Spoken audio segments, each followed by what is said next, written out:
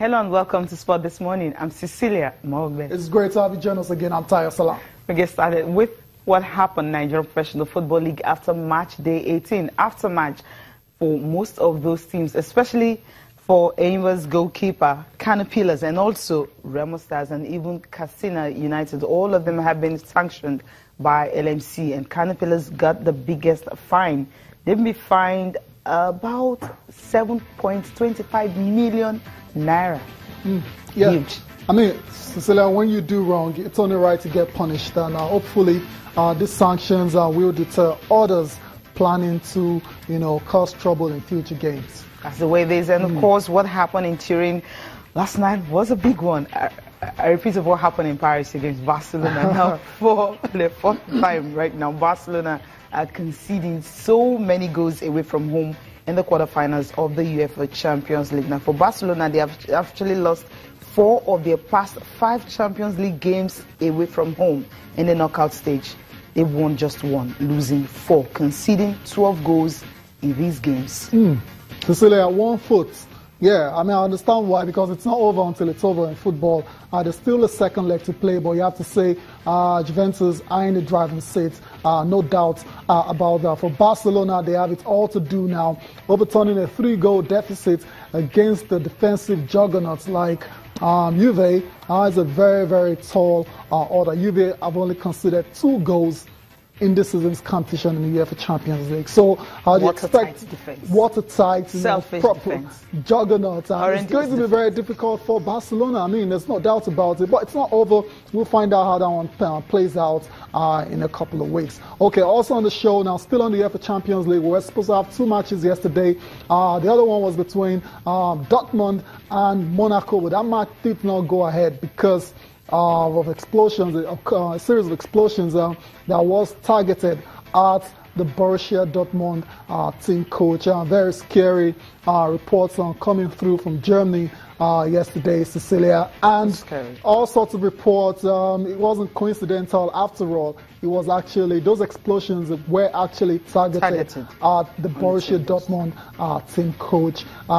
Thankfully, no lives lost. Mark Bartra, who got injured, has been operated on already. It's nothing too serious. Broken bone in his hand. I mean, it could have been a lot worse. So we can thank God for that. Yeah, that's the way it is. I mean, scary not goodness coming from Germany this morning at all, and that's the reason the game was cancelled. And it will be played today at 5:45 p.m. Yeah. Okay, now let's start with the NBA now. Yeah, NBA, Cecilia, finally, gradually regular season. I mean, we're winding down gradually. I mean, just 1 game to go. 5 games played early this morning in the NBA, and some of the results, we bring them to you right now. The Oklahoma City Thunder defeated the Minnesota Timberwolves 198. Russell Westbrook was rested in this game. You can understand why, but it wasn't an issue because Victor Oladipo stepped up big time, scoring 20 points and also hitting the jumper with 6.3 seconds left on the clock to win that game by 2 points against the Minnesota Timberwolves. Cecilia, elsewhere, we saw the Atlanta Hawks defeat the Charlotte Hornets 103-76. Dwight Howard had 19 points and 12 rebounds for the Hawks, who have now won 4 straight games, and they're looking ready for the playoffs. For the Charlotte Hornets, it's been a terrible season for them, and it'll be very interesting to see how they build on or how they bounce back next season. No playoffs for them, obviously. And for the Hawks, they've wrapped up the number 5th seed in the Eastern Conference. So that's how it is there in that particular matchup. We also saw the Denver Nuggets defeat the Dallas Mavericks 109-91. Gary Harris scoring 20 points for the Nuggets in the win. Nuggets have not made the playoffs as well, so they're just playing playing out the rest of the season, really. So no postseason for the Denver Nuggets.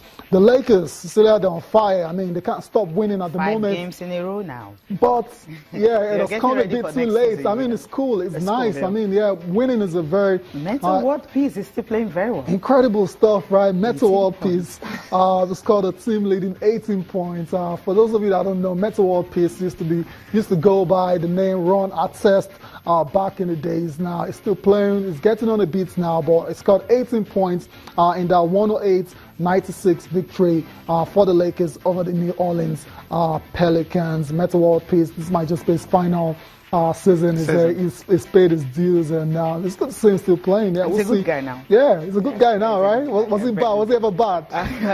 We don't need to go through the story. You know that. You know what I'm talking about, right? Yeah, a few incidences involving Ron Artest back in the days, but he's a chain man now. So yeah, shout out to Ron Artest, Metta World Peace. Last but not the least, the Kings, that's Sacramento Kings, destroyed the Phoenix Suns on 129-104.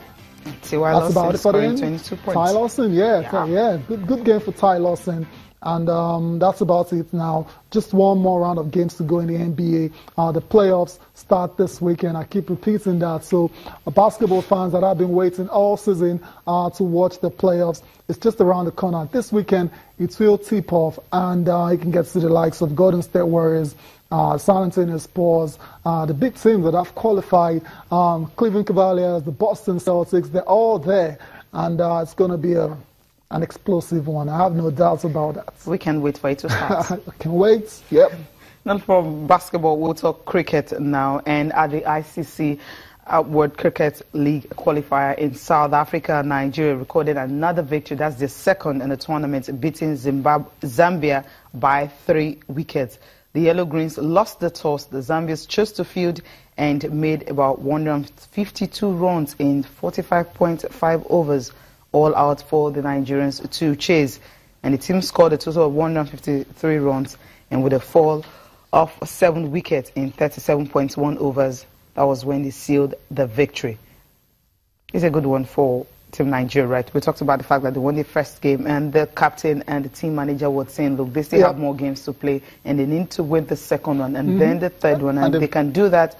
Then they will know that, yes, they're really ready. Exactly, and a very good win against a very decent Zambia side. Like I said, it's all about making steady progress, improving as the games come along, and that's exactly what the Yellow Greens have been doing at the ICC Cricket League Division 1 Championship going on at the moment. And the coach is, I imagine, is a very satisfied. Happy man now. Yeah, I don't want to use happy because when you're satisfied with what your team is doing, I think it's a great way to start. Yeah, especially when they're making that steady progress. Let's listen now to Coach Shea Sunday talking about the progress the teams have made so far in South Africa in the ICC Cricket League Division 1.